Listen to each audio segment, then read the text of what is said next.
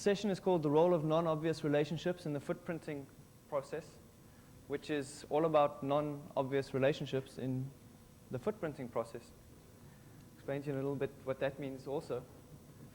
The stuff we're going to be covering, I want to spend some time on some background information, giving an idea of why we would bother to think about the footprinting process, why we would spend so much time and energy on it.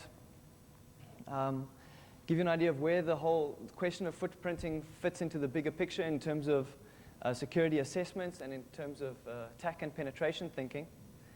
And then explain our methodology with regard to footprinting specifically. And then we're going to introduce you to a number of tools or algorithms that we've developed with regard to footprinting. You'll see there's tools like Biol, B-I-L-E, which is the bidirectional link extractor, and then a whole lot of vetting tools. And perhaps at the end, if we have a little bit of time left, I'll introduce you to some other tools and some other thinking that we have. That was wrong. Right, just a little bit about myself and where I come from by way of introduction. I work for a company called SensePost. SensePost is a South African company. We're about 10 people, and we concentrate primarily on doing security assessments, attack and penetration type stuff. And so this talk you need to see in the context of attack and penetration and in the context of thinking about assessments. Myself, like I said, my name is Charl. My colleague at the front here is Haroon, also works for SensePost. But a lot of the work that I'll be speaking about today was done by what we call SensePost Research. And the guy at the head of SensePost Research is a guy called Roelof Temming, who wasn't able to be here. So I just want to give him the credit where credit is due. Roelof also wrote most of the code that we'll be speaking about. And like I said, unfortunately, he wasn't able to make it. The objective here is to present some thinking that we have. We spend a lot of time on the footprinting process during our assessments. In fact, we estimate that in conducting a security assessment over the internet, we probably spend about 60% of our time just on footprinting. And I'll talk in a minute about why that is. And what we did is we started to think about whether the footprinting process can be automated. In other words, would it be possible to take an organization like Coca-Cola or Black Hat or something like that and pump it into some kind of meat grinder that would pop out all the internet-facing IP addresses related to that company at the end? Would we be able to build something that did that automatically? And over the last 2 or 3 years, we've spent a lot of time thinking about how we do it manually so that we can teach it to other people and so that we can follow a process when we perform assessments. And then we sat down trying to develop technologies that can do it automatically, technologies that can emulate our thinking as far as the footprinting and the discovery process is concerned. And this talk is sort of the result of that effort. And I don't think that in any way it's complete. I don't think that all the questions have been answered, and I don't think that the conclusions that we've come to are definitive in any way. I think there's probably a lot more work that needs to be done. But this is sort of our first effort. So you need to sort of see this presentation in that context. So why would we get all excited about footprinting? It seems to be a little boring. Maybe I should just start with a definition. For us, footprinting is the process of taking a real-world organization and mapping it to virtual world existence. All right? So if, for example, I were an attacker and I wanted to hack into, give me an example, into Coca-Cola. Right? I have this real-world concept called Coca-Cola, and what I want is a list of IP addresses that I could end up attacking in order to compromise Coca-Cola. That may seem trivial. In actual fact, it's not. A large organization can have easily in excess of 1,000 internet-facing IP addresses, all of which represent legitimate potential targets for attack. So if you're a system administrator, you want to know where those IP addresses are. And you'll maybe say to me, but if you're a system administrator, you should know where those IP addresses are. But you don't. I see someone shaking their head over there. Very often you don't. Very often you're an organization with 120 offices in 60 different countries. Each one of those offices is mail servers, web servers, FTP servers. They have developments. They have sysadmins. All of those people are putting machines down on the internet. And as the security officer of that organization, you want to know where those machines are so that you can start to secure them. So as a security administrator, as a security officer, you want to know where your presence on the internet is so you can set about protecting it. As a hacker, as a criminal, you of course have exactly the opposite perspective. Remember, you're interested in compromising a system. You're interested in compromising an organization. It's very seldom that we set about trying to hack an IP. We're not interested in compromising IPs. We're interested in compromising organizations or systems. And those organizations or systems are represented by a multitude of IPs. So from an attacker's point of view, I want to know where those IPs are. I want to know what are all my options. What can I attack here? As a legitimate company that's doing assessments, I also want to make sure that what I'm attacking genuinely does belong to the organization that I'm assessing.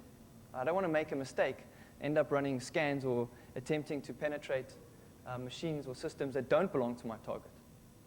So from the black hat point of view, footprinting is an exciting process also. And then if you start to think about it from a sort of cyber terrorism point of view, footprinting can be an interesting process also. Because what I could do, if I could effectively do footprinting, is I could build myself a list of a whole lot of machines that I could attack at the same time. So and I could have directed denial of service attacks, or directed worms or Trojan type attacks. So for a lot of reasons, the footprinting process I think is interesting, and I think it's relatively significant. There was something else that I wanted to say on the slide, and I can't remember what it is. I'll move on. So how does footprinting fit into the bigger process? We have a methodology that looks something more or less like this. We start with footprinting in our assessments. In actual fact, there's a little bit of work that we do before that. I'll mention that in a minute. Having identified a whole lot of DNS domains, which is essentially the output of the footprinting process, we move on to map out IP addresses. And then we go and look to see which of those IP addresses are actually what we call vital. Which of those IP addresses are actually active on the internet? How many of them can be reached? How many of those IP addresses can I send some kind of packet to and expect to get some form of response from? And having done that, I've got a list of machines that are alive, that are reachable over the net, and those are the machines that I'm going to focus my attack and penetration on later. The footprinting methodology we break into two parts. The first part looks something like this. It's an expand, reduce methodology. It seems a bit strange, but I'll explain it to you now. We start off with a single domain. So for example, if I was attacking Coca-Cola, the logical place to start would be Coca-Cola.com or Coke.com. But what I would probably do is spend some time doing my homework first. So I would say, okay, Coca-Cola.com is a logical conclusion, but let me fish around a little bit and see if there are other domains that are logical starting points also, like Coke.com. Or in South Africa, Coca-Cola gets bottled by a company called ABN. So I would ask around and find out, hey, actually in South Africa, Coke gets bottled by ABN. So maybe ABN is a logical place to start. So I would do some old school, old style type intelligence first to get a list of core domains from which I start my footprinting process. So when I say that it's a single domain, it's probably not exactly one domain. It's probably a handful of domains that I've come across using just logical thinking and old school type detective work. Then what I'm going to do is I'm going to see if from that single domain I can derive a bigger list of domains. And those bigger list of domains I'm going to derive by looking for relationships between domains. And primarily I find those relationships on the web. And I'll explain to you in a minute what constitutes a relationship in our minds. With this technique, we can often expand a handful of domains to a list of hundreds of thousands of domains that constitute potential targets. I'll give you some figures there later.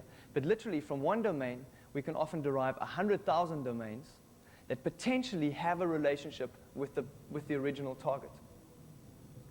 And 100,000 domains is obviously too much. So we then go through a process of reducing that to a shorter list. And when we've done that, we pop the shorter list back into the front again. We expand that and see if there's not other domains that have a relationship with those.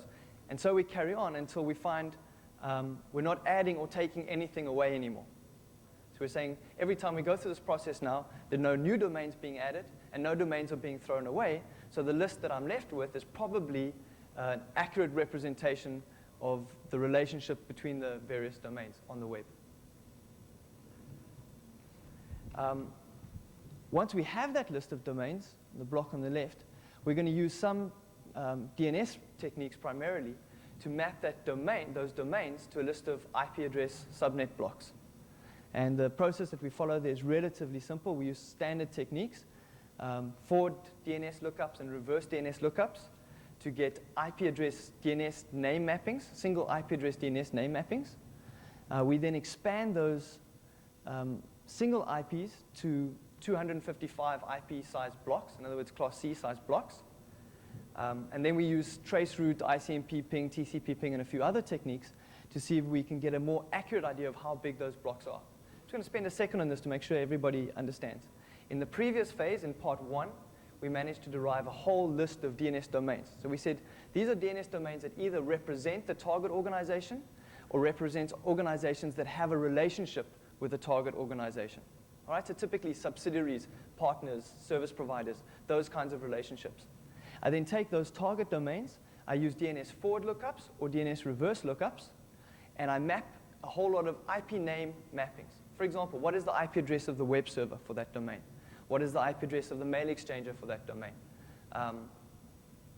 If I take the mail exchanger for the domain and I do a reverse lookup on it, what domain comes out there and what IPs are associated with that domain? And so I carry on. For every IP address that I get, I make the assumption that if I have one IP in a space that belongs to the organization, there may be, or there will probably be, other IPs in that same space that also belong to the organization. Okay, it's not irrefutable. It's not guaranteed that it will be the case, but I think it's a relatively fair assumption to make. So on that assumption, I say I'm no longer going to look just at specific IPs. I'm rather going to look at blocks of IPs, okay, in the hope that where I found one, I'm going to find more. So I derive in the far left-hand corner there, I derive a whole list of net blocks, 255 IPs big. And then I'm going to use a whole lot of techniques to see if I can actually get a more accurate representation of how big those net blocks are. In other words, has the organization really only got one IP address in that net block? Do they own the entire net block? Or do they maybe own some subset of that net block? Maybe the bottom 8 or the top 127 or whatever that may be. And those accurate representations of the IP subnet blocks, those are going to represent my targets. And that's where I'm going to start digging in to see what I can attack in order to compromise the target networks. Are there any questions at this point? Everyone with me so far? Excellent. Okay, so the first thing I want to do is I want to derive with one core domain, I'm looking to derive a whole set of additional domains. I'm looking for domains that potentially have a relationship with my initial target. So for example, given Black Hat, is there an automated way for me to deduce or to discover that Black Hat is related to DEF CON? Okay, let me think of another example. Is there a way to deduce that, in South Africa, SensePost is a partnership with a company called Connectivity Dynamics. Is there an automated way to discover that SensePost has a relationship with Connectivity Dynamics? The thinking that we've applied is if you spend enough time on the web, you'll probably end up finding all or most of the relationships. Of course, there's some relationships that you won't discover, but if you spend enough time online, reading enough things and following the links and finding out how people refer to each other, we'll probably find all of the relationships. So what we're going to do is we're going to start with a core site, and we're going to see which organizations do we link to from the core site. And then we're going to look around in the rest of the internet and say, where are there sites that link to the core organization?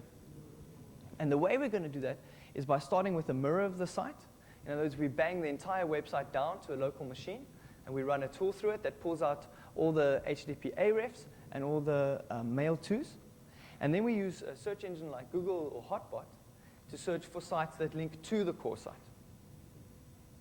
Once we've done that once, we take each of the sites that we've discovered in that process and we repeat the process again. All right, so for example, if during the first phase we discover that Black Hat has a link to DevCon. We'll then take the DevCon site, mirror that whole site locally also, search that site for arefs and mail-tos, and see who they link to. So we look at two levels, two hops of relationship. The tool we developed for doing that is a tool called Biol, the bidirectional link extractor. It's written in Perl. And essentially what you do is you plug into it an IP, a DNS domain, like sensepost.com or blackhat.com, and you specify the file to which it should write. And Biol is going to give you output that's going to look something like that. It's a whole lot of tuples that represent relationships. So it'll say, in this case, 2can2.com has a link to business.com. 2computerguys.com also has a link to business.com. And so it carries on. And we record both relationships to the site and relationships from the site. In other words, bidirectional. Now, Biol, if you run it like this, on a reasonable sized domain, is extremely verbose. For example, if we run it on SensePost, on the domain sensepost.com, we'll end up with about 15,000 distinct relationships. And you must know SensePost is a group of 10 people. We have a single static HTML website, nothing fancy at all. But running Biol in this sense with only 2 hops, in other words, with only 2 separations from the core, we'll end up with about 15,000 relationships. If you take an average bank in South Africa, and I think that's representative of a bank probably in most places in the world, you'll be looking at around 50 or 60,000 relationships. You take something like the US Treasury, you're going to be looking at something like 120,000 possible relationships. So each one of those relationships, in our mind, now represents another potential target. All right? It may be an organization that's subsidiary to the Treasury. It may be an organization that's senior, that hangs above the Treasury. It may be a service provider or a business partner or something like that. So the challenge now is, it's relatively easy to pull all these things out in an automated way. The challenge now is, how do we apply human intuition to determine which of those relationships are realistic or not? If you were surfing the web yourself, that would be relatively easy to determine. Right? You could go to the website of one of these partners, see what they're about, check your other intelligence sources and say, yeah, it's likely that these guys do have a strong relationship, or no, this relationship is coincidental. Let me give an example of that. If you were to do a mirror of the SensePost website and extract all the HTML arefs, you'd see a whole lot of links to resources. So we've got a resources page on our site that says, hey, go check out securityfocus.com, or go check out the Black Hat briefings, or look at this paper that we wrote that was published in Computer Week, or whatever. So those are links that, in terms of the logic of Biol, would represent potential relationships, but very clearly, in the real world, don't represent relationships at all. So we want to apply some form of logic that's going to reduce this list of 114,000 web-based relationships to a list that we can actually work with. And the thinking there is, if I have a website, it's very hard for me to control who links to me. So I can't control who on the internet puts links on their pages to sensepost.com. It's easier to control where I link to. So probably a link from my site out to somewhere, in terms of understanding relationships on the internet, is more significant than a link from someone else's site to my site. Secondly, if I only have one link, if you only have one link on your site and it's to my site, that's probably more significant than if you have 30,000 links on your site and one is to my site. Okay? And same in the other way. If I only have one link out from my site and it's to you, then probably that's relatively significant. If I have 30,000 links off from my site and one of them is to you, that's probably less significant. And finally, if from my site I link to you and from your site you link to me, that's probably the most significant. Okay? Because it shows I have some relationship with you and you have some relationship with me. So that indicates a stronger form of relationship. So what we want to now do is we want to take that thinking and somehow apply it algorithmically or mathematically, using relatively simple tools like Perl. So we didn't want to end up writing some form of neural networking. We want something relatively simple that I can run from the command line that's going to apply that kind of thinking. And the way we did it is by adding count values to the relationships that we detected. I'll show you, I'll give you an example of how we would do that. So we would start with the core site, something like sensepost.com, and we would assign it some arbitrary value. We ended up selecting 300 because when we were working it out the first time, we were working it out on paper, and 300 turned out to work. The math worked easily. But there's no significance to the number 300. Let's take the first link out. What we then said is, in determining, mathematically attempting to determine the significance of a relationship on the web, we would look at two factors. The first factor has got to do with the number of links on the link, on the site, in other words, with the significance of the link. That represents the thinking that if I only have one link off my site, it must be significant. But if I have 30,000 links off my site, they're less significant. And the second factor we're going to apply is to do with the direction. That represents the thinking that if I link to you, that's more significant than if you link to me. And we're going to apply both of those factors in calculating the relative weight of each of the domains that we're considering. So for example, we take the first link out to the left there, the red one. We start with a core value of 300, which was assigned to our core site. And we say that the red link is one of two links out from the site.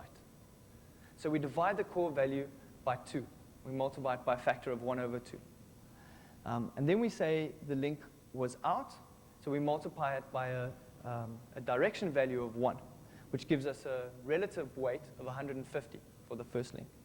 If we take the link in from C to the core site that you see there, again, there are 2 links in, so we apply a significance factor of 1/2. We say it's one of 2 links towards the site. But because the link was in and not out, we add a direction value of 6/10. So we're saying that a link out or a link in is 6/10 times as significant as a link out.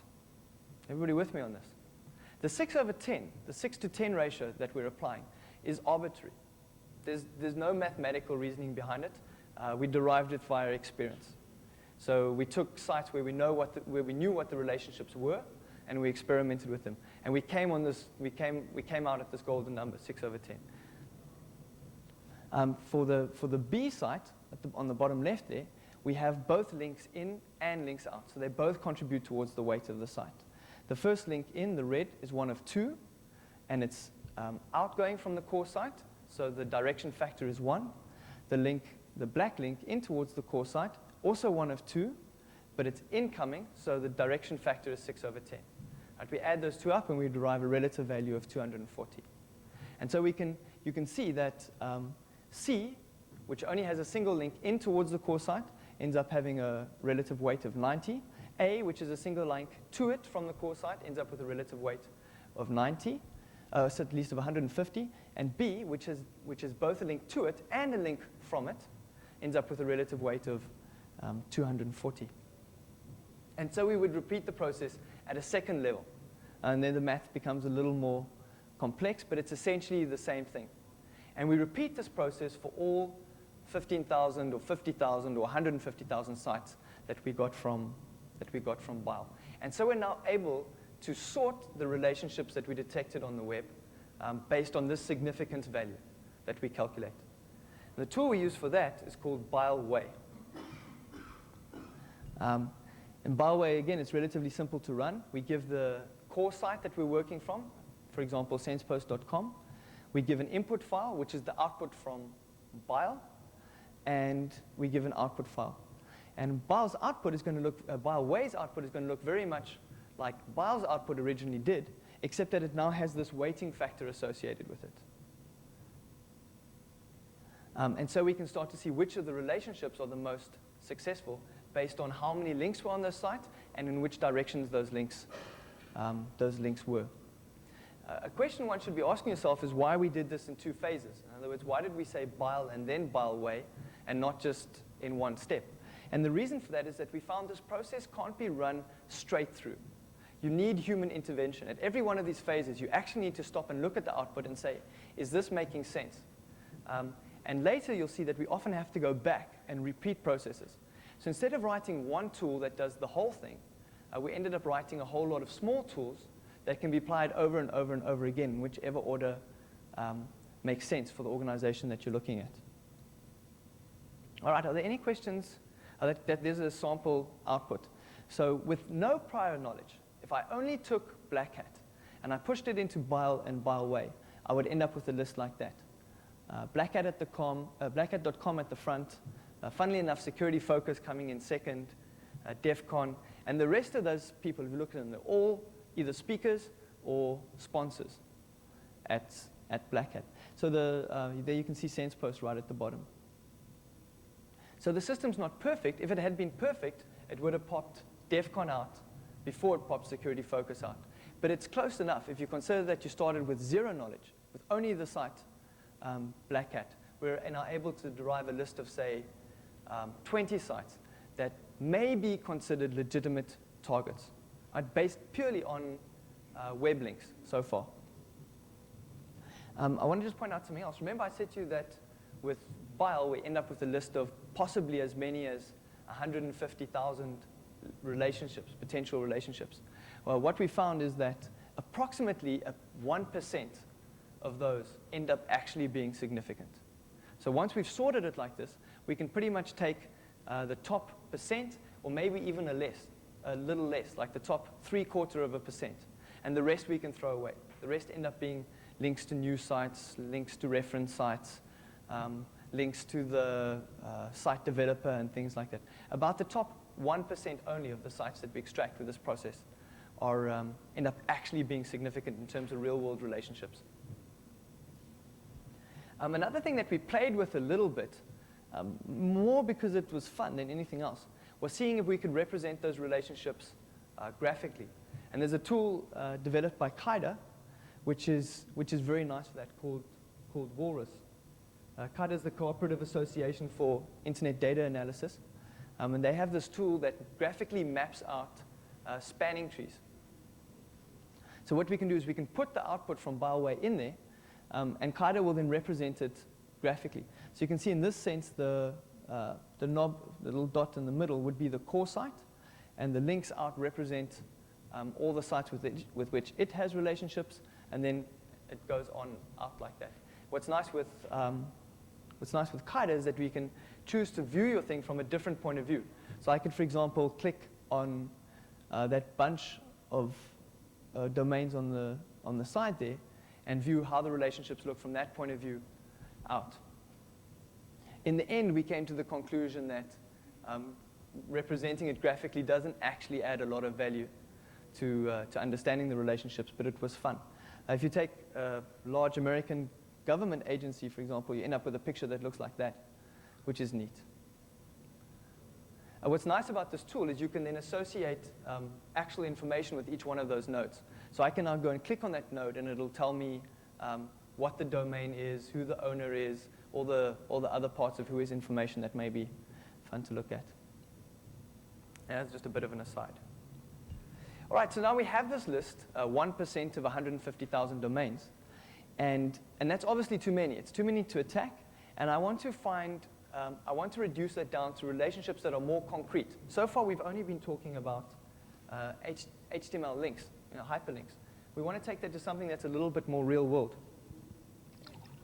Excuse me. In order to determine what our target really is. And so we developed a set of 3 what we call vetting tools. And these tools are supposed to investigate whether the relationship between the domains that was discovered via the HTML links are real relationships. And primarily, the thinking that we apply there is to look and see if there's a relationship using in the IP address space. For example, let me give an example right off. If 2 domains that appear to be related because of what we saw on the web links also share the same IP address, then that's for the website, then that's a pretty strong indication that those domains are really related in the internet space. We took it a step further and we said, well, let's say that if the IP addresses used for their website aren't exactly the same, but are pretty close, then that may be a good indication that the domains are related in the real world space. So the first tool that we use there is something called Vet IP Range. What we do there is we say, here are sites, here are domains that we know belong to the target. For example, blackhat.com. We know blackhat.com belongs to the target that we're investigating. We put that into the tool, and then we put that whole list of DNS domains that we discovered into the tool also. And what the tool is going to do is it's going to do a name server lookup for the web server of each one of those domains, and it's going to map the IP address that it finds to the IP address used for the web server of the core domain. And the thinking is that if we find the same IP address, then that's a pretty strong indication that the domains are related. And so we can start to change our order of preference. We don't necessarily at this point throw domains away, but we can say for certain, okay, here's an IP, here's two domains that almost certainly are related. And then we have this flexibility option that we call range that says, let's not just look for IPs that are an exact match, but let's look for IPs that sit close together. In other words, if the IP address used for the web server of devcon.org is 16 IPs away from the IP server used for the web server of blackhat.com, then that's close enough for us. And we use that as an indication that the domains are related. That helps us to get past the problem of virtually hosted sites also. The second technique we use is to look at email. The thinking there is that if the mail for the domain devcon.org goes to the same place as the email for the domain sensepost.com, for example, then that's a fairly good indication that the domain sensepost.com and devcon.org are related. We have a tool for that also called vetmx. Vetmx, again, takes an input file of domains that we think may be related and an input files of domains that we know are related. An output range, in other words, how many IPs away we're prepared to consider. It does an MX lookup for each domain that we're considering and matches that to the MX lookup for the domains that we know to be related. And based on that, we can say, here's domains that certainly do look as if they have a relationship in the real world space. And again, based on that, we can now change our sorted list of potentially related domains. And then finally, we use Whois. When you register a domain, you have to give technical contacts, administrative contacts, name server information, things like that. And again, the thinking is that if the person who registered devcon.org is the same as the person who registered sensepost.com, that's a fair indication that those two domains are related.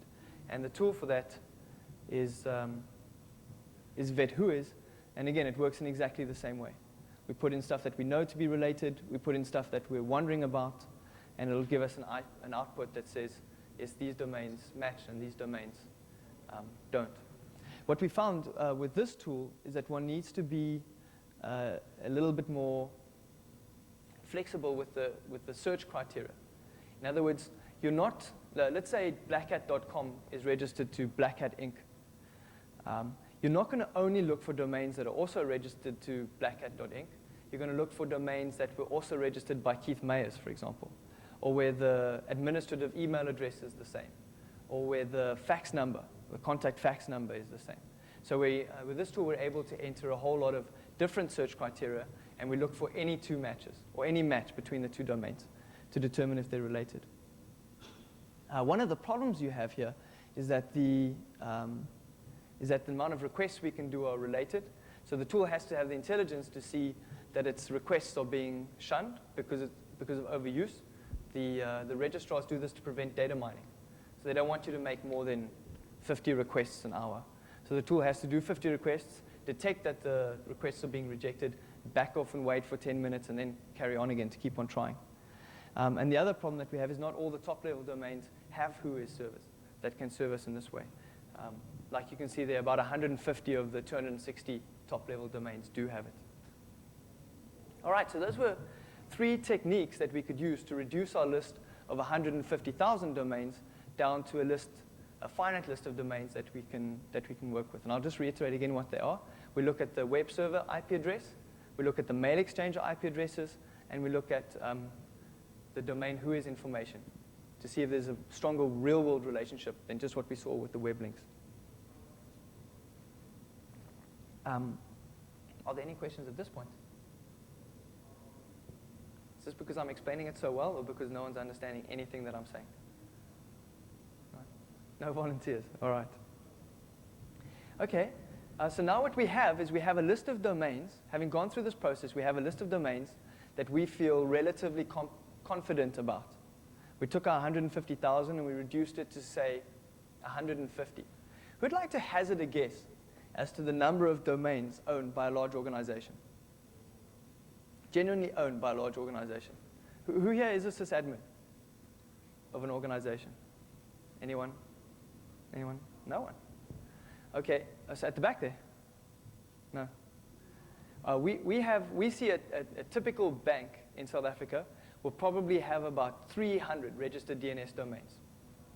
You take a company like an international pharmaceutical, a company that does branding, and you'll often see in excess of 1,000, 1,200, even 1,500 registered DNS domains. So this list that you have can be pretty comprehensive. Now we have this list, the list that we feel relatively confident about. But remember, everything we've done now, all the domains that we extracted by mining HTML links. So we've only found things that are being used on websites. Okay, a domain that exists, but that's not being used on a website, we wouldn't have come across at all. Right? So there may be domains that people use for mail exchanges, just for email. There may be domains that people use for other services, like FTP or chat or whatever. And there may be domains that are just registered to reserve them. For example, a company registers a new product, designs and releases a new product. They'll go and register all the DNS domains related to the name of that product to stop someone else from hijacking them. And we're hoping that we may be able to find those kinds of domains also. The thinking here is that, or one of the kinds of thinking here, is that if you registered something like blackhat.com, you may also have registered blackhatconferencing.com, blackhattraining.com, bh.com, blackhatinc.com, et cetera, et cetera, et cetera. So what we want to do is we want to find a way to take a core term, like Black Hat or SensePost, and expand it to all the various permutations of that term in the hope of finding additional domains that we didn't find with the original website mining techniques. Another good example of where we would use this is where companies use acronyms. So, for example, you have a crowd like the Central Intelligence Agency. All right, they'd have a website like centralintelligenceagency.com. You also want to go look for CIA.com, and you also want to go look for CIA Online, CIA Net, CIA Inc., CIA, et cetera, et cetera. So all the different permutations of CIA something, you want to see if you can track those down. And the tool we use, or the method we use for this, is wildcard searches on Whois.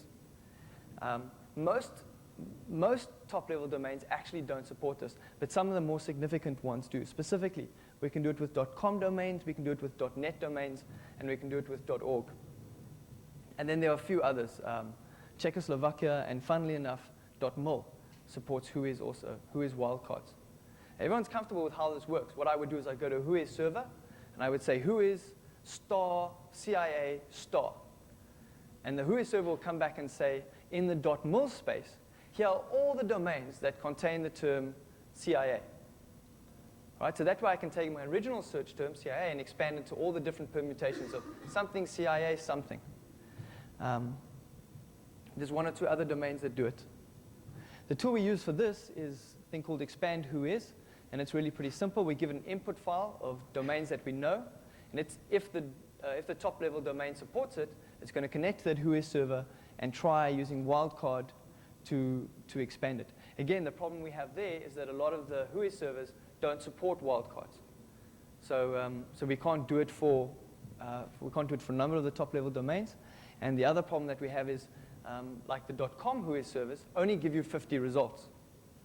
So for example, let's say you were looking at a company like Apple. Now you want to search for all the permutations of Apple. Apple something, Apple underscore something, Apple dot dash something, etc. The first time you put star Apple star in, there should be 100 results. The Whois server only replies with 50. So we have to build in some semi-intelligent brute forcing. What we do is we say, let's look first for Apple A. If we get more than 50 results, we search for Apple AB. If we still get more than 50 results, we search for Apple ABC until we only get 50. And then we try it again, and we try it again with Apple B, and then Apple C, et cetera, et cetera, et cetera, until we get all the chunks of less than 50 that we can get. Another technique that we apply here to expand from our core set of domains to a derived set of domains is what we call top-level brute forcing, top-level domain brute forcing. The idea there is that if someone had registered blackhat.com, for example, they may also have registered blackhat.net, blackhat.biz, blackhat.info, blackhat.co.uk, etc., etc. And if those domains hadn't been used on any of the websites, then we wouldn't have found them with the link extractor. And the approach there is relatively simple.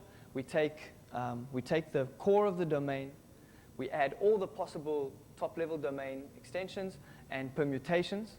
So for example, if .uk is a potential top-level domain, .co.uk is another one. So we need to try for both. And you get, for example, .my, that's Malaysia. You also get .com.my.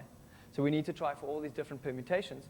What we do is we do a name server lookup for all of those top-level domains. And if we get a result back, then we flag that as a potentially used domain by that organization. At this point, can you start to understand why we need to build our tool in small chunks? Because what's going to happen now is I would have found blackhat.com with my original link extraction, and now I'm also going to get blackhat.co.uk, for example. And I want to be able to take blackhat.co.uk and put it right back at the start of the process and start the whole thing again. You understand? And where I'm going to put it in again is going to be determined by where I got the new information out. So at this point, we're not able to have one free flow process that you put the information in at the start that has the intelligence to take it all the way through. We use the tool EXP-TLD, expand top-level domain for this. I've already explained how it works. I think it's relatively simple. But one of the big challenges with this approach is the concept of template sites. You may have come across this. Some domains are registered for business use. Guys like the top .td domain. Do you know what it is? .td. I don't even know what it's used for, but it's probably some small country. And what they're trying to do is they're trying to sell DNS domains. It's their business. So what happens is, no matter which domain you look up under .td, you're always going to get a response. And that response is going to map to their website where they're going to try and sell you that domain. So look for sensepost.td, you'll get it. Look for blackhat.td, you'll get it. Look for defcon.td, you'll get it. So our tool, which basically does a name server lookup and checks to see if it gets any kind of response, is going to fail. Whatever you put in there, it's going to come back and tell you, yes, there's a .td registered for that domain. So we need a way of differentiating these kinds of template domains from real domains that are actually registered and used by an organization. There's a whole lot of them that work like this: .cc, .co.cc, co.dk, td, ws, org.com, co.pt, etc., etc., etc. So what we do is we take those domains, we do a name server lookup for the website, and we do a name server lookup for the mail exchanger, and we keep it in what we call a blacklist. So that later, when we're checking for legitimate domains under that space, we can test the name server, the mail exchanger record and the web server record against what we previously recorded in the blacklist. And if it matches, we can see immediately that that's a template site. Is everybody with me on that? The problem with doing that is the time that it takes. If I'm doing a check on, let's say, 150,000 domains, doing this every time I run the check is going to take me very long. So what we started doing is we run it once a week. So once a week we run this. We check all the domains, all the top-level domains, to see if they've got template sites, and we enter the web server and the mail exchanger records into the blacklist. And so when we run this tool against new domains, we can check the output from those domains against what we've previously stored in the blacklist. We apply a little bit of thinking in testing the results here also. Essentially what we're saying is if we can clearly see that the domain that we're checking is in the blacklist, then we immediately know that it's a template domain. If it's not in the blacklist, then the thinking gets a little bit more complex. And again here what we do is we use a point system. We say if the website that we're checking, if the domain that we're checking has no website, we assign a point value starting at 0. We say if the site that we're checking has no website, we subtract 1 point. If the site that we're checking matches a fingerprint site, we subtract 2 points. If the site that we're checking doesn't match, we assign 0. We check the MXs also. If it has no MX, we subtract 1 point. If it matches the fingerprint, we subtract 2 points. And if it matches the fingerprint, we subtract 3 points. And if it doesn't match the fingerprint at all, then we use 0 points. So in the end, we can get a weighted indication of the likelihood that the domain we're looking at whether the domain we're looking at is a template or not. I realized that was pretty rough. Are there any questions on that? Am I sort of making sense? How's time looking, Haroon? 20 minutes. Okay. So using this expansion technique, then we can take, for example, blackhat.com. We can map it to blackhat.co.uk, and we can apply a little bit of intelligence to check whether blackhat.co.uk really is a domain that's being used, or whether it's actually just a domain, whether it's actually just a domain that was registered by cyber squatters, like these guys. And then, of course, with those new domains that we've extracted, we push those back into the start of the process. We go through the whole thing again. We expand them, we reduce them, we expand them, and reduce them. And so like I said at the beginning, it doesn't make any difference anymore. So nothing gets added and nothing gets taken away anymore. And then we say, okay, now we've got a pretty definitive list of DNS domains that represent either the target directly or organizations that are sufficiently related to the target that they warrant us looking at also.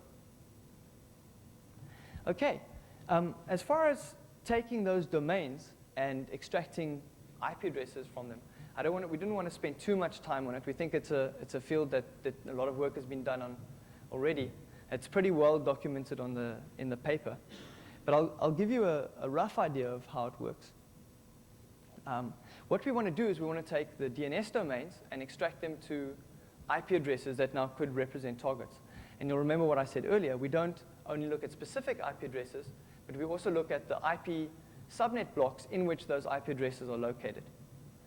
And the techniques we use for those are primarily zone transfer. We try and do a DNS zone transfer of the domain. It doesn't work often, but it works often enough that it's worth trying. Secondly, we do brute force forward lookups. What that means is that we take a list of common DNS names, things like www, FTP, mail, exchange, IIS, ISA, things like that. And we do lookups of those servers in the domain to see if they return any IP addresses. We look at the mail exchanger records for that. And actually, we'll probably look at the name exchanger records for that domain also. And all of those lookups are going to return IP addresses. Like I said, we take those IP addresses, we expand them to subnet blocks. And what we'll then do is we'll then do a DNS reverse walk of all those subnet blocks. What a reverse walk means is that we take every IP in the block and we do a DNS reverse lookup of that IP address to see what name it pops out. And very often what we then see happening is that the reverse lookup of an IP address returns a different DNS domain to what we were looking at originally. And that new DNS domain can then be taken and fed back into the funnel at the front again. And again, the process carries on and on and on. Once we've identified a whole lot of subnet blocks that we think represent the target, we want to try and determine whether the entire block represents the target or just a part of it. And again, you see a number of patterns. You'll see a single IP address in a space. That's typically characteristic of where a machine is being hosted.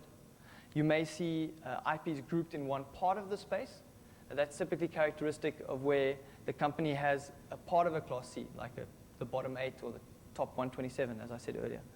If you see DNS domains scattered across the whole Class C, that's a pretty good indication that the company owns the Class C.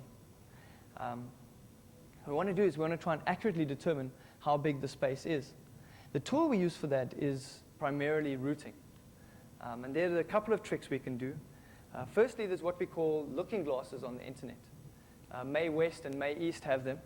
And what you can do there is you can take an IP address, put it onto the website, and it will return for you the subnet block that's being routed for that IP address. So that'll give you a good indication of whether it's the whole Class C or just a part of the Class C. We can connect to the core routers directly using Telnet and do a Cisco type show IP route, and that'll also give you a good indication.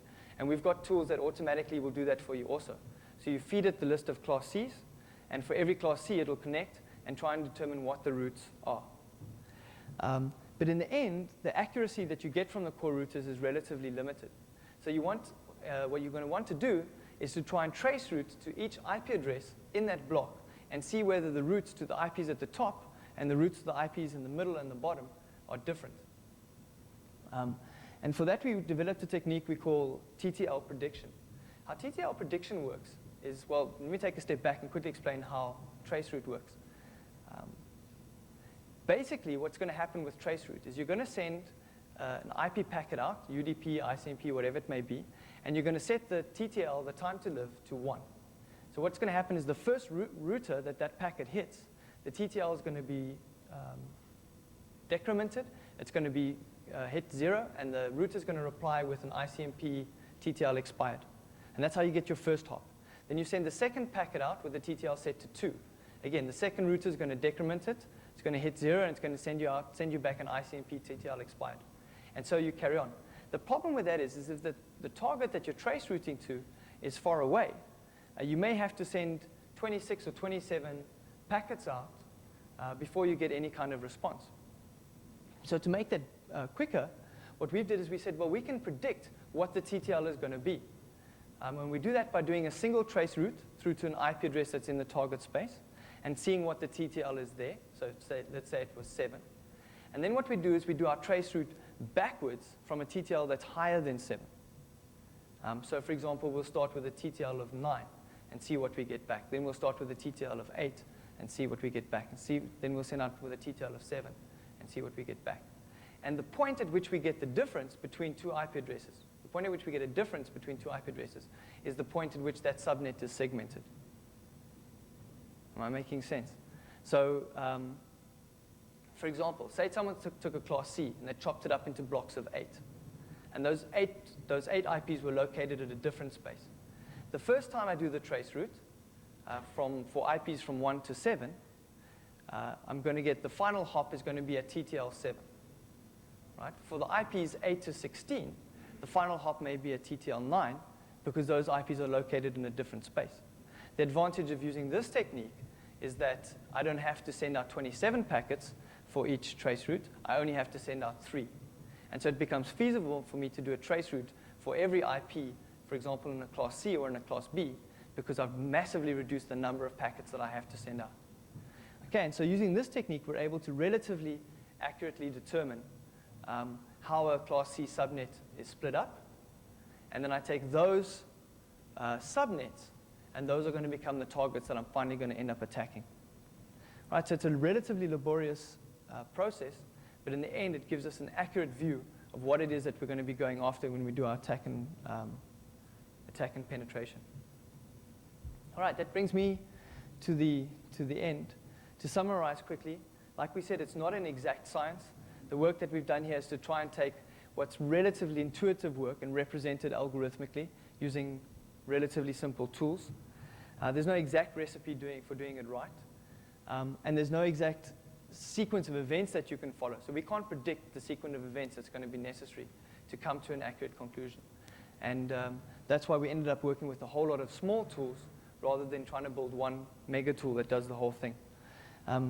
We still think that there's value in automation. We find the results often surprising. We find that automation has the patience that an analyst will often lack. So it'll go through the entire process religiously, where a person who is doing it themselves would end up giving up. It's relatively thorough, but of course it only goes that far. So we still need human intervention at each one of those key decision points. Finally, the tools that I've mentioned, they are available on request. They're not on the website, so you won't be able to download them. But if you are interested in playing with this stuff, then drop us an email. We'll be happy to send it to you. We'd also be interested in hearing any feedback. Anyone who's got ideas about what we might be doing wrong or where our logic may be flawed. Like I said, we think it's relatively early in the process. That's the end. Thanks very much. Are there any questions? Nothing. How are we for time? I've still got 15 minutes. Okay. I should sing. Haroon says I should sing. Thanks very much. That's it, folks. Thank you.